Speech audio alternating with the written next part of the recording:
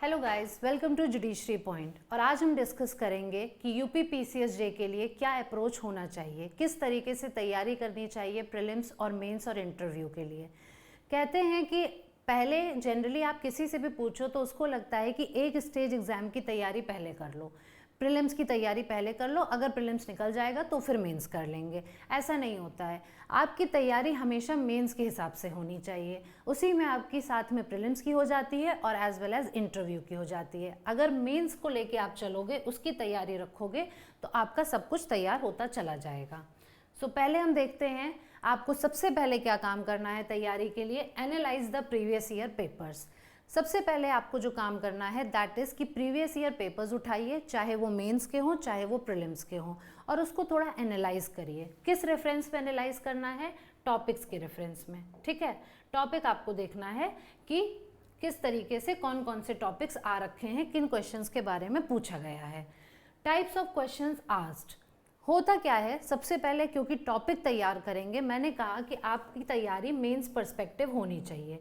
तो mains perspective तभी होगी जब आपको पता होगा कि किस सब्जेक्ट में कौन से टॉपिक से क्वेश्चन पूछे जाते हैं और फिर उसमें किस तरह के क्वेश्चंस आते हैं, क्योंकि फिर आपको हेल्प करेगा प्रीलिम्स की तैयारी करने में और मेंस की तैयारी करने में।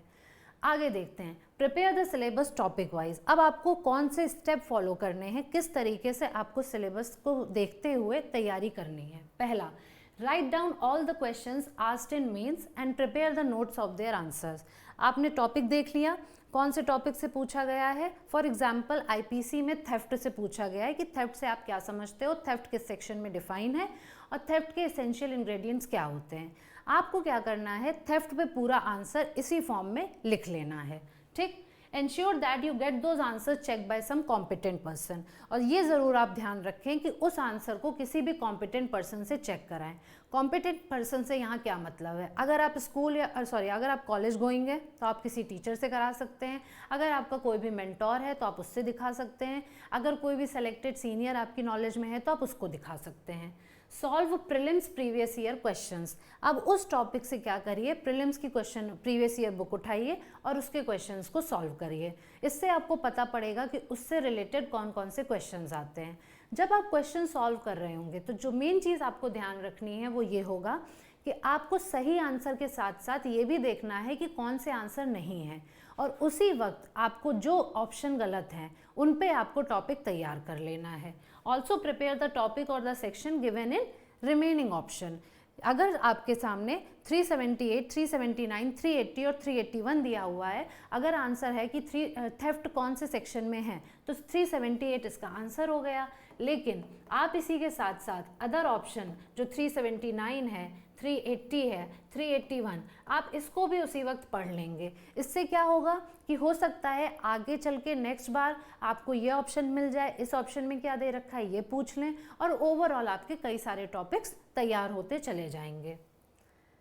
Write down every update in the notes itself. अब मान लीजिए आपने थेफ्ट पे टॉपिक लिख लिया है, आपने उसके नोट्स बना लिए, अब उससे रिलेटेड अगर कुछ भी अपडेट आता है, कोई भी नया केस आता है तो वहीं पर आप लिख लेंगे। अगर मान लें हम आर्टिकल 21 कॉन्स्टिट्यूशन का, हम सबको पता है कि 21 बहुत ही वाइड इंटरप्रिटेशन इसका हुआ है, तो 21 में हमेशा नए नए केस लॉज आते रहते हैं।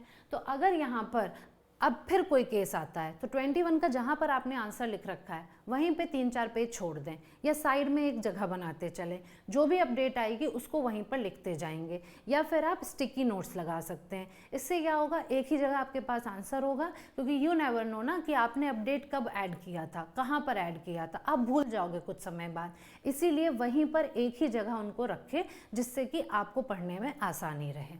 ठीक, ये था यूपी पीसीएसजे के लिए अप्रोच। बाकी स्टेट्स के लोग भी जो तैयारी कर रहे हैं वो ये अप्रोच यूज़ कर सकते हैं। एज सच इसमें कुछ नया नहीं था, यही अप्रोच होना चाहिए। इससे क्या होगा, आपकी प्रीलिम्स की तैयारी, मेंस की तैयारी, इंटरव्यू की तैयारी सब साथ में हो जाएगी।